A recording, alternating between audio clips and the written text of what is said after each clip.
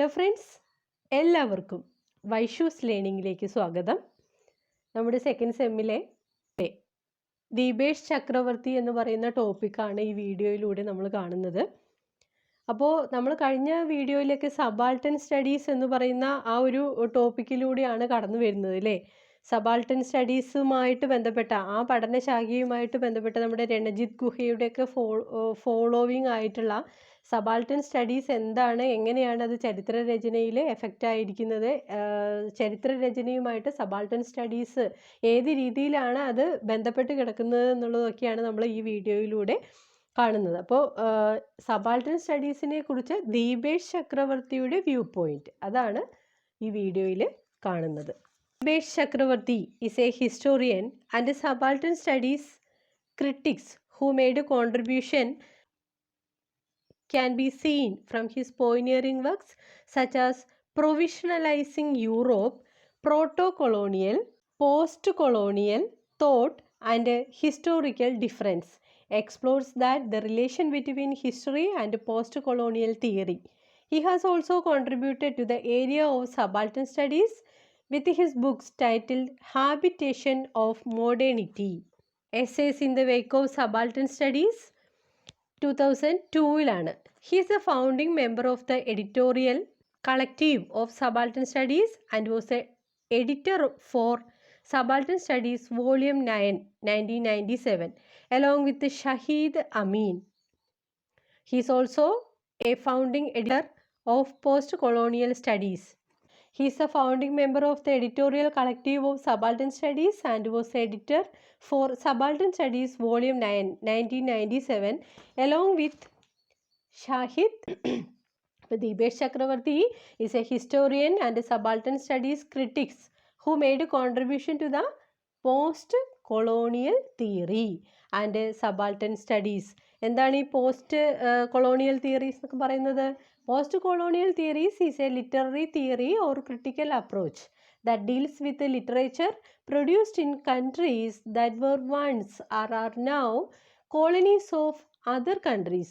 It may also deals with the literature written in or by citizens of colonizing countries that takes colonies or their people as its subject matter. അതാണ് post colonial theories. അതായത് ഭരിക്കുന്ന colony അവിടെയുള്ള ജനങ്ങളെ അവർക്കനുസരിച്ച് മാറ്റിയെടുക്കുക. അപ്പം അവർക്കനുസരിച്ച് മാറ്റിയെടുക്കുന്നതിന് വേണ്ടിയിട്ട് പലതരത്തിലുള്ള ആയുധങ്ങൾ ഉപയോഗിക്കുന്നുണ്ട്. അതിലൊരു മെത്തേഡാണ് ലിറ്റററി ഉപയോഗിച്ച് സാഹിത്യ രൂപങ്ങൾ ഫെമിലിയർ ആക്കിക്കൊണ്ട് ഭാഷയും സംസ്കാരവും അതാത് ദേശത്തെ ആളുകൾക്ക് മനസ്സിലാക്കിക്കൊണ്ട് ആ ജനതയെ തങ്ങളോട് അടുപ്പിക്കുന്ന തന്ത്രം. അപ്പം അത്തരത്തിലുള്ള ഒരു രീതിയായിരുന്നു ഈ പോസ്റ്റ് കൊളോണിയൽ തിയറി എന്ന് പറയുന്നത്. ആ പോസ്റ്റ് കൊളോണിയൽ തിയറി പ്രധാനമായിട്ടും ഈ സബാൾട്ടൻ സ്റ്റഡീസുമായിട്ട് അല്ലെങ്കിൽ സബാൾട്ടൻ സ്റ്റഡീസിൻ്റെ രംഗത്ത് ഒരു കോൺട്രിബ്യൂഷൻസ് നൽകിയിട്ടുണ്ട്. അപ്പോൾ ഈ ദീപേഷ് ചക്രവർത്തിയുടെ കോൺട്രിബ്യൂഷൻ എന്ന് പറയുന്നത് പോസ്റ്റ് കൊളോണിയൽ അതേപോലെ തന്നെ സബാൾട്ടൻ സ്റ്റഡീസ്, അതിൽ അദ്ദേഹത്തിൻ്റെ കുറേ വർക്കുകൾ ഈ എന്താണ് സബാൾട്ടൻ സ്റ്റഡീസ് എന്നതിനെക്കുറിച്ച് പറയുന്നുണ്ട്. അപ്പോൾ അദ്ദേഹത്തിൻ്റെ പോയിനിയറിംഗ് വർക്ക്സ് പ്രധാനമായിട്ടും വർക്ക് എന്ന് പറയുന്നത് പ്രൊവിഷണലൈസിങ് യൂറോപ്പ്, അതിൽ പോട്ട് എന്നാണ്, അങ്ങനെയല്ല, post colonial thought and historical difference, 2000 അത് പബ്ലിഷ് ചെയ്തത്. അപ്പം അതിൽ എക്സ്പ്ലോർ ചെയ്യുന്ന കാര്യം എന്താണെന്ന് വെച്ച് കഴിഞ്ഞാൽ ചരിത്രവും കൊളോണിയൽ തിയറിയുമായിട്ടുള്ള റിലേഷൻഷിപ്പാണ് അതിൽ പ്രധാനമായിട്ടും കാണുന്നത്. അതേപോലെ തന്നെ അദ്ദേഹത്തിൻ്റെ കോൺട്രിബ്യൂഷൻ ഉള്ള പ്രധാനപ്പെട്ട ഏരിയ എന്ന് പറയുന്ന ഈ സബാൾട്ടൻ സ്റ്റഡീസിലെ ഏരിയ എന്ന് പറയുന്ന മറ്റൊരു ബുക്കിലൂടെയും നമുക്ക് കാണാൻ പറ്റും. ആ ബുക്കിൻ്റെ പേരാണ് ഹാബിറ്റേഷൻ ഓഫ് മോഡേണിറ്റി എന്ന് പറയുന്നത്. അതായത് essays in wake of subaltern studies. എല്ലാം സബാൾട്ടൻ സ്റ്റഡീസുമായി ബന്ധപ്പെട്ട എസ്സേസും ബുക്സും തിയറീസുമാണ് നമ്മൾ കാണുന്നത്. 2002 ഇത് പബ്ലിഷ് ചെയ്തത്. അതേപോലെ തന്നെ എഡിറ്റോറിയൽ കളക്റ്റീവ് ഓഫ് സബാൾട്ടൻ സ്റ്റഡീസിലെ അദ്ദേഹം ഒരു ഫൗണ്ടിങ് മെമ്പറാണ്. അതേപോലെ തന്നെ സബാൾട്ടൻ സ്റ്റഡീസ് വോളിയം 9, 1997 പബ്ലിഷ് ചെയ്ത ആ സബാൾട്ടൻ സ്റ്റഡീസ് വോളിയം 9 എഡിറ്ററുമാണ് അദ്ദേഹം. അതേപോലെ തന്നെ ഷാഹിദ് അമീൻ എന്ന് പറയുന്ന ഹിസ്റ്റോറിയനുമായിട്ട്, Shahid Amin is a former professor of history at the university of Delhi. അപ്പോൾ അദ്ദേഹവുമായിട്ടൊരു കോറിലേഷൻ ഈ സബാൾട്ടൻ സ്റ്റഡീസിൻ്റെ രംഗത്ത് അദ്ദേഹം കൊണ്ടുവന്നിട്ടുണ്ട്. അതേപോലെ തന്നെ he is the founding editor of post colonial studies. Chakrabarty is subaltern studies and post-colonial historiography reveals the historiography of the subaltern studies starting from the initiative of Ranajit Guha. ഞാൻ നേരത്തെ പറഞ്ഞതുപോലെ രണജിത് ഗുഹയെ പോലുള്ള initiative, ഈ subaltern studies എന്ന് പറയുന്നതിലെ initiative ആയിട്ടുള്ള രണജിത് ഗുഹയെ പോലുള്ള ആളുകളുടെ ഒരു ചരിത്ര രചനേൻ്റെ നല്ല വശങ്ങളെയൊക്കെ ഉൾക്കൊണ്ടുകൊണ്ടാണ് ചക്രവർത്തിയും അദ്ദേഹത്തിൻ്റെ പഠനം മുന്നോട്ട് കൊണ്ടുപോയത് 1982-കളിൽ. Chakravarti explored to answer his question, that is how did a project which began as a specific, എങ്ങനെയാണ് ഒരു പ്രൊജക്റ്റ് ഒരു പ്രത്യേകമായിട്ട്, അല്ലെങ്കിൽ ഇപ്പോൾ നമ്മളൊരു റിസർച്ച് ചെയ്യാനോ അല്ലെങ്കിൽ ഹയർ സ്റ്റഡീസിന് വേണ്ടിയിട്ട് നമ്മളൊരു ടോപ്പിക്ക് സെലക്ട് ചെയ്യുകയാണെന്ന് വെക്കൂ. അപ്പോൾ ആ ടോപ്പിക്ക് അല്ലെങ്കിൽ ആ പ്രൊജക്റ്റ് നമ്മൾ സെലക്ട് ചെയ്യുന്ന സമയത്ത് എന്തുകൊണ്ടാണ് നമ്മളത് സെലക്ട് ചെയ്യുന്നതെന്നുള്ളത് വരുന്നുണ്ട് അല്ലേ. അതേപോലെ തന്നെ അത് സെലക്ട് ചെയ്യുന്ന സമയത്ത് എന്താണ് focused intervention in the academic discipline of Indian history, ആ ഇന്ത്യൻ ഹിസ്റ്ററി എന്ന് പറയുന്ന ആ അക്കാഡമിക് ഡിസിപ്ലിൻ്റെ ഉള്ളിൽ അത് ഫോക്കസ് ചെയ്യുമ്പോൾ ഉണ്ടാകുന്ന ഇൻ്റർവെൻഷൻസ് എന്തൊക്കെയാണ് എന്നുള്ളത് സ്പെസിഫൈ ചെയ്യുന്നുണ്ട്. അത് ഇദ്ദേഹം ഇവിടെ നോക്കുന്നത്, സബാൾട്ടൻ സ്റ്റഡീസ് നോക്കുന്നത് പോസ്റ്റ് കൊളോണിയലിസവുമായിട്ട് കമ്പയർ ചെയ്തിട്ടാണ്. ശരിക്കും എന്താ പറയുക, ഈ സബാൾട്ടൻ സ്റ്റഡീസ് എന്ന് പറയുന്ന അതിൻ്റെ ഒരു പ്രിൻസിപ്പൽ ഹോം എന്ന് പറയുന്നത് എന്തിലൂടെയാണ് കാണുന്നത്? Has been scene in the literature department. ആ സാഹിത്യ രംഗത്താണോ ഇത് കാണപ്പെടുന്നത് എന്നതാണ് പ്രധാനമായിട്ട് ഇത് നോക്കുന്നത്. ഇപ്പോൾ നമ്മളിപ്പോൾ PG ഒക്കെ പഠിക്കുകയാണ് വെച്ചാൽ, നമ്മൾ ഡിഗ്രി കഴിഞ്ഞ് എന്ത് ചെയ്യും, നമ്മൾ ഓട്ടോമാറ്റിക്കലി നമ്മൾ PGക്ക് പോകും. അപ്പോൾ PGക്കൊക്കെ പോകുന്ന സമയത്ത് നമ്മളിപ്പോൾ ആർക്കിയോളജി എന്ന് പറയുന്ന ഒരു ടോപ്പിക് എടുത്തു എന്ന് വെച്ചോളൂ.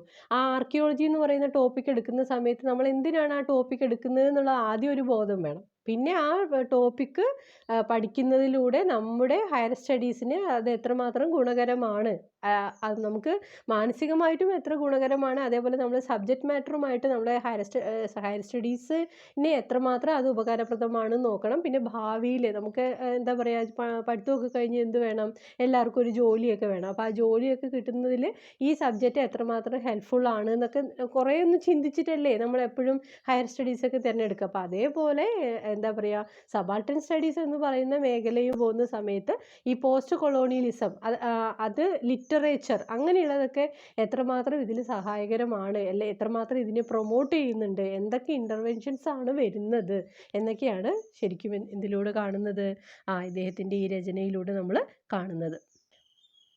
Literature, cultural studies and economics have made to field of subaltern studies. അപ്പോൾ എത്രമാത്രം ആപ്റ്റാണെന്ന് നമ്മൾ നോക്കുന്നുണ്ട്. അതായത് ലിറ്ററേച്ചർ ഡിപ്പാർട്ട്മെൻറ്റ് ആയിട്ട് നോക്കുമ്പോൾ ഈ സബാൾട്ടൻ സ്റ്റഡീസ് എന്താണെങ്കിലും ഇപ്പോൾ ഏതൊരു ചരിത്രവും മറ്റുള്ളവരിലേക്ക് എത്തിക്കാൻ നമ്മൾ എന്ത് ചെയ്യും, ഒന്നുകിൽ നോവലിലൂടെ അല്ലെങ്കിൽ ഏതെങ്കിലും പാട്ടുകളിലൂടെ അല്ലെങ്കിൽ എന്താ പറയുക, ഈ ജനങ്ങളിലേക്ക് എത്തിക്കാൻ ഏറ്റവും കൂടുതൽ സൗകര്യപ്രദമായത് ഏത് മീഡിയ ആണോ അതിലൂടെയാണല്ലോ എല്ലാവരിലേക്കും എത്തിക്കുന്നത്. അപ്പോൾ അതേപോലെ തന്നെ ഇവിടെ ഡിസ്കസ് ചെയ്യുന്നത് എന്താണെന്ന് വെച്ചാൽ, an attempt to answer this question by discussing how and in what way subaltern studies could be seen as a post-colonial project of writing history. ചരിത്രം എഴുതുന്നതിൽ ഒരു പോസ്റ്റ് കൊളോണിയൽ പ്രൊജക്റ്റ് ആയിട്ട് ഈ സബാൾട്ടൻ സ്റ്റഡീസ് ഏത് രീതിയിലാണ് അഡോപ്റ്റ് ചെയ്യേണ്ടത്. It could be എല്യൂസിഡേറ്റഡ് എന്ന് പറഞ്ഞാൽ എന്താണ്, വ്യക്തമാക്കുകയാണ് അല്ലേ. എന്താ വ്യക്തമാക്കുന്നത്? ഇതിൻ്റെ ബന്ധം, relationship between post colonialism and historiography അറിയാലോ, ചരിത്ര രചനാശാസ്ത്രം. അപ്പോൾ ഈ ചരിത്ര രചനാശാസ്ത്രവും പോസ്റ്റ് കൊളോണിയലിസവും തമ്മിലുള്ള റിലേഷൻഷിപ്പ് ഇത് ഇവിടെ വ്യക്തമാക്കുന്നുണ്ട്. അതേപോലെ historiography to see the contribution that other discipline, അതായത് മറ്റുള്ള ബ്രാഞ്ചുകളുമായിട്ടുള്ള ഈ സബാൾട്ടൻ സ്റ്റഡീസിൻ്റെ ബന്ധത്തെ തുറന്നു കാണിക്കാൻ ഇതിലൂടെ സാധിക്കുന്നില്ല. കുറേയൊക്കെ പരാധീനതകൾ നമ്മൾ കാണുന്നുണ്ട്. അപ്പോൾ മറ്റുള്ള ശാസ്ത്രശാഖകൾ എന്ന് പറയുന്ന ഡിസിപ്ലിൻസ് ഏതൊക്കെയാണ് ഇതിൽ പറയുന്നത്? രാഷ്ട്രതന്ത്രമായിട്ട്, അതേപോലെ തന്നെ ലീഗൽ സ്റ്റഡീസ്, പിന്നെ ആന്ത്രോപോളജി നരവംശാസ്ത്രം, അതേപോലെ തന്നെ ലിറ്ററേച്ചർ, പിന്നെ കൾച്ചറൽ സ്റ്റഡീസ് സാംസ്കാരിക പഠനങ്ങൾ, പിന്നെ എക്കണോമിക്സ്, അങ്ങനെയുള്ള സബ്ജക്റ്റുകളുമായിട്ട് സബാൾട്ടൻ സ്റ്റഡീസിനെ എങ്ങനെ ബന്ധപ്പെടുത്തുന്നു എന്നുള്ളത് ഫെയിലാണ്. നമുക്ക് അത് വ്യക്തമായിട്ട് കാണാനായിട്ട് സാധിക്കുന്നില്ല. aspiring to increase the claims of subaltern studies scholars or to refute that they may have really learned from the British Marxist historian Dipesh tried to illustrate that this reading of subaltern studies as an example of Indian or third world historian simply catching up with or only relating appropriate methodological insight of Anglo-social history gravely misjudges what the series has been all about. അപ്പോൾ without aspiring to increase the claims of subaltern studies scholars or to refute, അതായത് ഈ subaltern studies scholars accept ചെയ്യുന്ന അല്ലെങ്കിൽ അവർ refute ചെയ്യുന്ന നിഷേധിക്കുന്ന ഒരു കാര്യം എന്താണെന്ന് വെച്ചാൽ പ്രധാനമായിട്ടും ഇത് എന്തുമായിട്ട് ബന്ധപ്പെട്ടതാണ് ഇത് പ്രധാനമായിട്ടും it really learn from the British Marxist historian Dipesh try to illustrate that this reading അദ്ദേഹം ഉദാഹരണ സഹിതം നമ്മളോട് പറയുന്നുണ്ട് ഈ സബാൾട്ടൻ സ്റ്റഡീസ് എന്ന് പറയുന്നത് പ്രധാനമായിട്ടും is an example of Indian or third world historians simply catching up with or only relation appropriate methodological insight രീതിശാസ്ത്രപരമായ ചില ഉൾക്കാഴ്ചകളോടുകൂടി തേർഡ് വേൾഡ് ഹിസ്റ്റോറിയൻസ് അതായത് ഇന്ത്യൻ അല്ലെങ്കിൽ തേർഡ് വേൾഡ് ഹിസ്റ്റോറിയൻസ് പ്രധാനമായിട്ടും സ്വീകരിച്ചിരുന്നു ഈ സബാൾട്ടൻ സ്റ്റഡീസ് എന്ന് പറയുന്ന മേഖലയെ. അത് പ്രധാനമായിട്ടും അവർക്ക് ആ മെത്തഡോളജിക്കൽ ഇൻസൈറ്റ് ഒക്കെ കിട്ടിയത് എവിടെ നിന്നാണ്? ആംഗ്ലോ സോഷ്യൽ ഹിസ്റ്ററി അതുമായി റിലേറ്റഡ് ആണ്. ഇന്ത്യൻ മാത്രമല്ല ആംഗ്ലോ സോഷ്യൽ ഹിസ്റ്ററിയുമായിട്ട് ബന്ധപ്പെട്ടതാണ്. അതിൽ ചില എന്താ പറയുക കുറച്ച് മിസ്ജഡ്ജസ് ഒക്കെ അതിൽ ആ സീരീസിൽ വരുന്നുണ്ട് എങ്കിലും ആംഗ്ലോ സോഷ്യൽ ഹിസ്റ്ററിയുമായിട്ട് ഇത് റിലേറ്റഡ് ആണ്. അപ്പോൾ എന്താണ് ഈ തേർഡ് വേൾഡ് എന്ന് പറയുന്നത്? മൂന്നാം ലോകം എന്ന് പറയുന്ന ആ ചരിത്രകാരന്മാർ the term third world arose during the cold war and it was used to define countries that remained on non-alignment with either NATO or the Warsaw pact. അതാണ് ഈ തേർഡ് വേൾഡ് എന്ന് പറയുന്നത്. ഇപ്പോൾ തേർഡ് വേൾഡ് ഹിസ്റ്റോറിയൻസിന് ഉദാഹരണം എന്ന് പറയുന്നത് Alfred സാവേയെ പോലെയുള്ള എഴുത്തുകാരനാണ്. അപ്പോൾ ഇവിടെ നിങ്ങൾ ഇത്രയും മാത്രം മനസ്സിലാക്കുക, അതായത് ഈ സബാൾട്ടൻ സ്റ്റഡീസ് എന്ന് പറയുന്നതിൻ്റെ ആ ഒരു റൈറ്റിംഗ് അതിൻ്റെ ആസ്പയറിങ് എവിടെ നിന്നാണ്, അതിന് ഏത് രീതിയിലാണ് സ്വീകരിക്കപ്പെട്ടത് അല്ലെങ്കിൽ ഏത് രീതിയിലാണ് അത് നിഷേധിക്കപ്പെട്ടത് എന്നൊക്കെ നമ്മൾ മനസ്സിലാക്കുകയാണെങ്കിൽ പ്രധാനമായിട്ടും അത് മാർക്സിസ്റ്റ് ഹിസ്റ്റോറിയനായ ദീപേഷിൻ്റെ ഉദാഹരണങ്ങളിലൂടെ നമുക്ക് പോയാൽ മനസ്സിലാക്കാൻ പറ്റും. അതായത് അദ്ദേഹം അതിനെ ഇന്ത്യൻ അല്ലെങ്കിൽ തേർഡ് വേൾഡ് ഹിസ്റ്റോറിയൻസുമായിട്ട് അവരിൽ നിന്നും ക്യാച്ച് ചെയ്യുന്ന കുറേ റിലേറ്റിംഗ് ആയിട്ടുള്ള അപ്രോപ്രിയേറ്റ് മെത്തഡോളജിക്കൽ ഇൻസൈറ്റ് വെച്ചിട്ടാണ് എന്തിലേക്ക് കണക്ട് ചെയ്യുന്നത്, ഈ സബാൾട്ടൻ സ്റ്റഡീസിനെ ആംഗ്ലോ സോഷ്യൽ ഹിസ്റ്ററിയുമായിട്ട് കണക്ട് ചെയ്യുന്നത്. അപ്പോൾ ഇതിൽ മിസ്ജഡ്ജസ് ആയിട്ടുള്ള കുറേ കാര്യങ്ങൾ അതിൽ വരുന്നുണ്ട് എങ്കിലും ഇതിന് ഈ തേർഡ് വേൾഡ് ഹിസ്റ്റോറിയൻസുമായിട്ട് ഒരു കണക്ഷൻസ് കാണാം. From its very beginning, Dipesh argues that subaltern studies raised questions about history writing that made a fundamental exit from English Marxist historiographical tradition unavoidable. അപ്പോൾ ഇതിൻ്റെ ആദ്യ കാലഘട്ടങ്ങളിൽ നമുക്ക് നോക്കുമ്പോൾ ദീപേഷ് പറയുകയാണ്, argues that subaltern studies raised questions about history. ആദ്യഘട്ടങ്ങളിൽ ഈ ചരിത്രത്തിൻ്റെ മേഖലയിൽ ധാരാളം ക്വസ്റ്റ്യൻസ് ഉയർത്താൻ ഈ സബാൾട്ടൻ സ്റ്റഡീസ് എന്ന് പറയുന്ന മേഖലയ്ക്ക് സാധിച്ചിട്ടുണ്ട്. അത് പ്രധാനമായിട്ടും ആ റൈറ്റിങ്സ് എന്തിന് കാരണമായി? Writings that made of fundamental exit from English Marxist historiographical tradition unavoidable. അതായത് ഒഴിവാക്കാനാവാത്ത ഒരു ട്രഡീഷനാണ് ഇംഗ്ലീഷ് മാർക്സിസ്റ്റ് ഹിസ്റ്റോറിയോഗ്രാഫിക്കൽ ട്രഡീഷൻ എന്ന് പറയുന്നത്. അതിൽ നിന്നൊരു എക്സിറ്റ് ഉണ്ടാവാൻ ഈ റേസിംഗ് ക്വസ്റ്റ്യനെ കൊണ്ട് ഒരു എക്സിറ്റ് ഉണ്ടാക്കാൻ എന്തിനു സാധിച്ചിട്ടുണ്ട്? ആദ്യഘട്ടങ്ങളിൽ ഈ സബാൾട്ടൻ സ്റ്റഡീസ് എന്ന് പറയുന്ന മേഖലയ്ക്ക് സാധിച്ചിട്ടുണ്ട്. ചക്രവർത്തി's essays in subaltern studies fourth point nature of this declaration by asserting their basic concern with the thorny questions of consciousness and by identifying subalternity as a composite culture of resistance to and acceptance of domination and hierarchy. This approximate an official definition, but Chakrabarty also says that members of the editorial collective are perhaps far more united in their rejection of certain academic position and tendencies than in their acceptance of alternatives. അദ്ദേഹത്തിൻ്റെ എസ്സേയിലൂടെ അതായത് subaltern studies fourth point ആ ഒരു എസ്സേയിലൂടെ നമുക്ക് മനസ്സിലാക്കുന്നുണ്ട് എങ്ങനെയാണ് ഇതിൻ്റെ basic concern എന്ന് പറയുന്നത്, ഇതിൻ്റെ നേച്ചറിൽ വരുന്ന ബേസിക് കൺസേൺ. അതായത് തോണി ക്വസ്റ്റ്യൻസ് മീൻസ് എന്താണ്, ഡിഫിക്കൽട്ട് ക്വസ്റ്റ്യൻസ്. അതായത് ഇതിൻ്റെ ഈ ആത്മാവബോധം എന്നൊക്കെ പറയില്ലേ, ഈ സബാൾട്ടൻ സ്റ്റഡീസ് എന്ന് പറയുന്ന ആ പഠനശാഖയുടെ അവബോധം, അതേപോലെ തന്നെ എന്താണ് സബാൾട്ടനിറ്റി എന്നുള്ളത് തിരിച്ചറിയണം, അതിൻ്റെ ഒരു ഐഡൻറ്റിഫൈയും കൊടുക്കുകയാണ്. സബാൾട്ടനിറ്റി എന്ന് പറയുന്നതിന് ഒരു ഐഡൻറ്റിഫൈ കൊടുക്കുകയാണ്. അതായത് ആ ഐഡൻറ്റിഫൈ എന്തിൽ അധിഷ്ഠിതമാണ്, the composite culture of resistance. എന്താ resistance?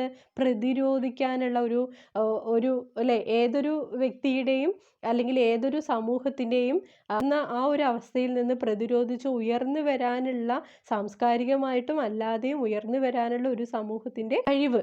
The composite culture of resistance and acceptance of the domination and hierarchy.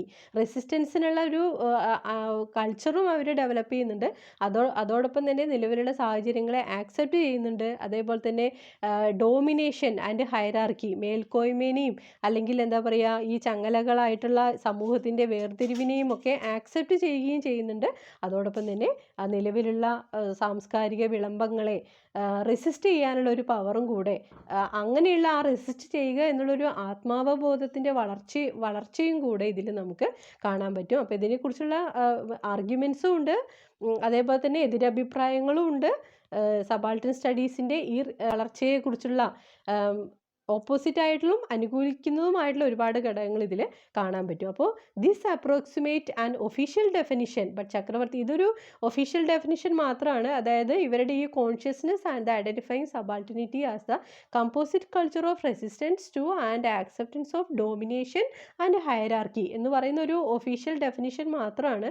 But Chakrabarty also says that members of the editorial collective are perhaps far more united in their rejection of certain academic position. അതായത് അവരുടെ ആ ഒരു എന്താ പറയുക, academic പൊസിഷനിൽ നിന്ന് rejected ആയതിനെ കൊണ്ടുള്ള എന്തെങ്കിലും ഒരു അതിൽ നിന്ന് യുണൈറ്റഡ് ആവാനുള്ള അവരുടെ ഒരു കോൺഷ്യസ്നെസ് ആവാം നമുക്കിതിൽ കാണാൻ പറ്റുന്നത്. അതോടൊപ്പം തന്നെ tendencies than in there acceptance of alternatives, ഇങ്ങനെ മാറിക്കൊണ്ടിരിക്കുന്ന സാഹചര്യങ്ങളെ ആക്സെപ്റ്റ് ചെയ്യാനുള്ള, ഒന്നിടവിട്ടിട്ട് മാറി വന്നുകൊണ്ടിരിക്കുന്ന സാഹചര്യങ്ങളെ ആക്സെപ്റ്റ് ചെയ്യാനുള്ള ടെൻഡൻസീസും ആവാം.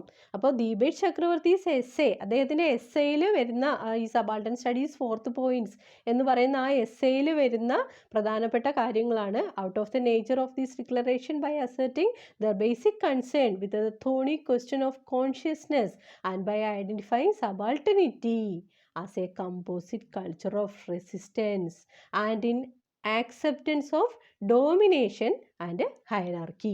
നമുക്ക് മേൽക്കോയ്മകളെ അംഗീകരിക്കാതെ അല്ലെങ്കിൽ സമൂഹത്തിൻ്റെ താഴെ തട്ടിൽ നിന്നുള്ള വേർതിരിവുകളെ സമൂഹത്തിൻ്റെ പല തട്ടിലായി തിരിക്കുന്നതിനെ ആക്സെപ്റ്റ് ചെയ്യാതെ ഒരിക്കലും നമുക്ക് മുന്നോട്ട് പോകാനായിട്ട് പറ്റില്ല. അപ്പോൾ ഇദ്ദേഹം പറയാണ്, perhaps far more united on their rejection of certain academic position and tendencies than in their acceptance of alternatives.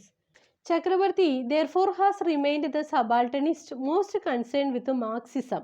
His invitation to dialogue and first extended response to critics in the pages of Subaltern Studies, in which he argues that nothing is permanent except change in the world. The subalterns should persist to make their place clear before the powers. The subaltern theory proposes that the subaltern cannot speak by providing special prominence on the aspect of noise. അതായത് വിലക്കപ്പെട്ടവൻ്റെ ശബ്ദം എന്നൊക്കെ പറയില്ലേ, അതാണ് ഇവിടെ. ചക്രവർത്തി therefore has remained the subalternist most concerned with മാർക്സിസവുമായിട്ട് ഇതിനെ concern ചെയ്തിട്ടാണ് അദ്ദേഹം ഈ സബാൾട്ടൻ എന്ന് പറയുന്നത്. അതായത് അദ്ദേഹത്തിൻ്റെ പ്രഭാഷണങ്ങൾ, അദ്ദേഹത്തിൻ്റെ എസ്സേകൾ, പ്രൊജക്റ്റുകളിലൂടെ നമുക്ക് കാണുന്നത് എന്താണെന്ന് വെച്ചാൽ the first extended response to critics in the pages of subaltern studies. ക്രിട്ടിക്സിൻ്റെ റെസ്പോൺസ് ആണ് നമുക്ക് ഇതിലൂടെ കാണാൻ കഴിയുക. In which he argues that nothing is permanent except change. മാറ്റങ്ങളല്ലാതെ ഒന്നും ഈ ലോകത്ത് ശാശ്വതമായിട്ട് ഇല്ല, എല്ലാം മാറിക്കൊണ്ടിരിക്കുകയാണ്. നമ്മൾ എന്തൊക്കെ ചേഞ്ച് വരാതെ നിൽക്കുന്നൊക്കെ വിചാരിച്ചു കൊണ്ട് നമ്മൾ ഇരുന്നാലും കുറേ കാലം കഴിയുമ്പോൾ അറിയാം ഈ മാറ്റമില്ലാത്തത് എന്തിനു മാത്രമാണ്? മാറ്റത്തിന് മാത്രമാണ്. Nothing is permanent except change in the world. The subaltern should persist to make their place clear before the powers. കുറേ എത്ര കാലം കഴിഞ്ഞാലും എന്താണ് ഈ സബാൾട്ടൻസ് എന്ന് പറയുന്നവർ അവരുടേതായ ഒരു പ്ലേസ് ഈ പവേഴ്സിൻ്റെ മുന്നിൽ അവർ മേക്ക് ഔട്ട് ചെയ്തിട്ടുണ്ട്. The subaltern theory proposes that the subaltern cannot speak by providing special prominence on the aspect of noise. അതായത് അല്ലെങ്കിൽ ശബ്ദമില്ലാത്തവൻ്റെ ശബ്ദമായിട്ട് മാറാൻ, അല്ലെങ്കിൽ എന്താണ് ഏറ്റവും താഴ്ന്ന തട്ടിൽ ഉണ്ടായിരുന്ന ആൾക്കാർ അവരുടെ ഡോമിനൻസ് അതാത് കാലത്ത് ഉയർത്തിക്കൊണ്ടുവരാൻ അവർക്ക് സാധിച്ചിട്ടുണ്ട്. Subaltern studies became a unique place for a new kind of history from below, a people's history free of national construction, a post-colonialist reimagining of the Indian nation on the underside, at the margins, outside nationalism. Subaltern studies also became entangled with the efforts to reimagine history itself. അതായത് subaltern studies എന്ന് പറയുന്നത് became A unique place for A new kind of history from below. അതായത് ഈ താഴെ തട്ടിലുള്ള ചരിത്ര രചനയുടെ പുതിയൊരു വകഭേദം അല്ലെങ്കിൽ ഒരു പുതിയ തുടക്കമായിട്ട് നമുക്ക് സബാൾട്ടൻ സ്റ്റഡീസിനെ കാണാം. ഇത് ഒരു ജനകീയ ചരിത്രമാണ്. അതേപോലെ തന്നെ എന്താണ്, it is free of national constructions. സങ്കോചങ്ങളിൽ നിന്നെല്ലാം, ദേശീയപരമായിട്ടുള്ള സങ്കോചങ്ങളിൽ നിന്നെല്ലാം മോചിതവുമാണ് ഈ സബാൾട്ടൻ സ്റ്റഡീസ് അല്ലെങ്കിൽ ഈ പീപ്പിൾസ് ഹിസ്റ്ററി എന്ന് പറയുന്നത്. A post nationalist reimagining of the Indian nation on the underside, the margins, outside nationalism. ദേശീയത എന്ന് പറയുന്നതിൻ്റെ അതിർവരമ്പുകളെ ഭേദിച്ചുകൊണ്ട് പോസ്റ്റ് നാഷണലിസ്റ്റ് കാലഘട്ടത്തിൽ ഉണ്ടായ ഒരു റീ ഇമേജിനിങ് ആണ് ശരിക്കും ഈ സബാൾട്ടൻ സ്റ്റഡീസ് എന്നതുകൊണ്ട് അർത്ഥമാക്കുക. പോസ്റ്റ് നാഷണലിസം എന്ന് പറഞ്ഞാൽ എന്താണ്? Post nationalism or non nationalism is a process or trend by which nation states and national identities lose their importance relative to cross-nation and self-organized and global entity as well as local entities. അതാണ് എന്തെന്ന് പറയുന്നത്? Post nationalism എന്നതുകൊണ്ട് അർത്ഥമാക്കുക. അപ്പോൾ ഈ subaltern studies also became entangled with efforts to reimagine history itself. ചരിത്രത്തിൻ്റെ ഒരു പുനർവിചിന്തനം സാധ്യമാക്കുന്ന ആ ഒരു പഠന മേഖലകളിൽ കുടുങ്ങിയിട്ടുള്ളതാണ് സബാൾട്ടൻ സ്റ്റഡീസ് എന്ന് പറയുന്നത്. അപ്പോൾ ഇതൊക്കെയാണ് ആരുടെ ആർഗ്യുമെൻറ്റ്സ് എന്ന് പറയുന്നത്?